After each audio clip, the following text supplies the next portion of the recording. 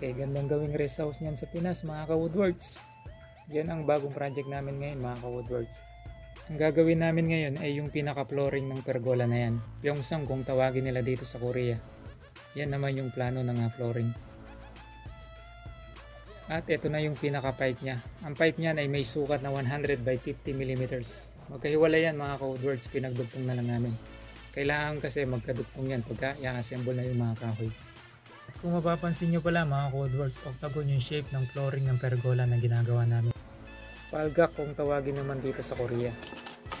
At dito ka-woodworks, sinisimulan ko na ang pagkakat ng kahoy. Ang sukat nga pala ng kahoy na kailangan gamitin dyan ay 140 by 40 mm. At dahil octagon ang shape ng Pyeongseong na may 8 sides mga ka-woodworks, ang bawat kanto niyan ay mayroong 22.5 degrees angle. Kaya naman ang bawat tulo ng mga kahoy na puputulin natin mga ka-woodworks ay 22.5 degrees angle. Pag gumagawa kami ng ganitong klaseng pergola mga ka-woodworks, maaabot kami ng 2.5 araw bago namin matapos to. Matrabaho tong ganitong klaseng pergola ka-woodworks, pa isa-isa kasi yung pagpuputol ng kahoy. Tapos kailangan magkakalapat o magkakabikit yung mga dugtungan ng bawat kahoy. At kung mapapansin niyo, merong 8 bilog na butas yan mga ka-woodworks. Bali dyan itatayo yung 8 poste ng pergola na yan.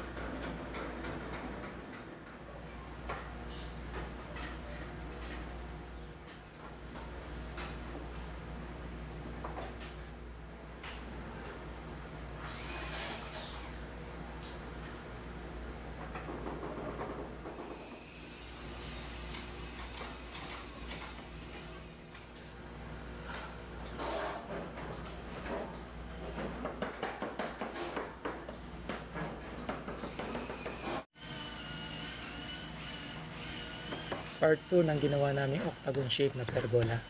Palgak naman kung tawagin dito sa Korea. Sa part na to, nasa mahigit kalahati na kami ng paglalatag ng mga kahoy. Ang ginagamit pala naming kahoy dito ay mason kung tawagin ng mga Koreano. Kapag dinideliver ang ganitong klase ng kahoy dito sa company namin, medyo may pagka-verte pa yung mga kahoy. Parang binababad yata ito sa tubig na may chemical. Kaya siguro medyo nagkukulay berde yung mga kahoy. At medyo basa pa pagdating dito sa company namin. Kaya pinapatuyo muna namin ang mga kahoy na to bago namin i-assemble. Sa part na to medyo masakit na yung mga paa ko sa kakaakyat at kakababa.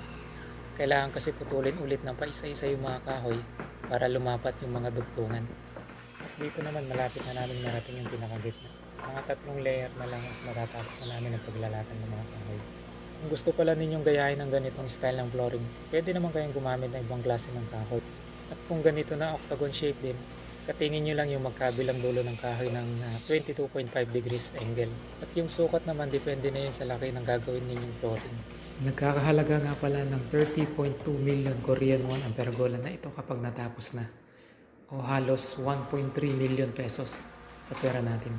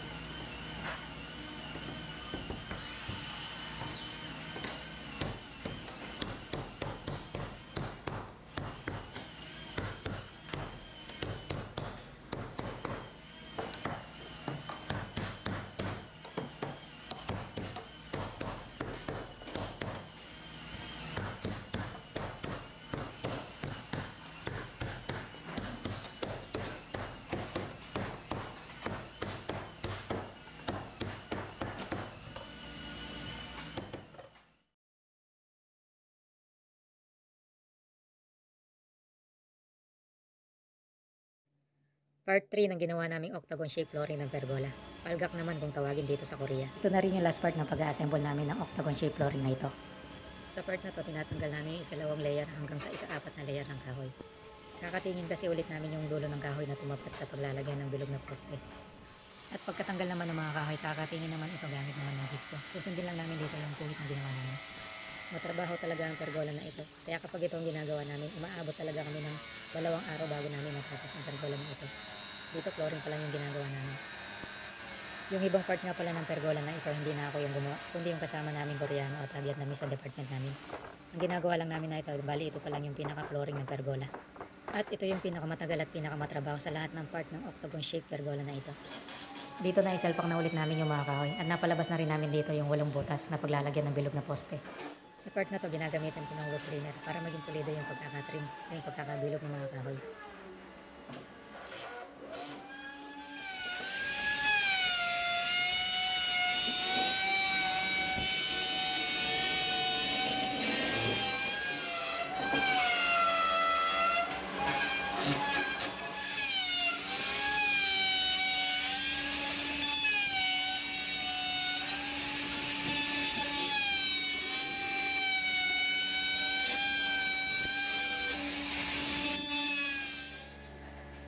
At pagkatapos ko mag-trim ng kahoy, isusunod naman namin dito yung paglalagay ng habaki o yung pinaka-frame ng flooring na ito. Ang sukat nga pala ng kahoy na ito na gagamitin naming frame ay 250 by 60 mm. Medyo mabigat yung kahoy na ito kaya dalawa kami nagbubuhat. At yung bawat dulo ng kahoy na ito ay kakatingin ko lang ulit ng 22.5 degrees. Yung haba naman depende na yun sa bawat kanto o sa bawat sulok ng octagon shape na flooring na ginagawa namin. Dito isa-isa ulit ang paglalagay namin ng frame o habaki kung tawagin ng mga Koreano.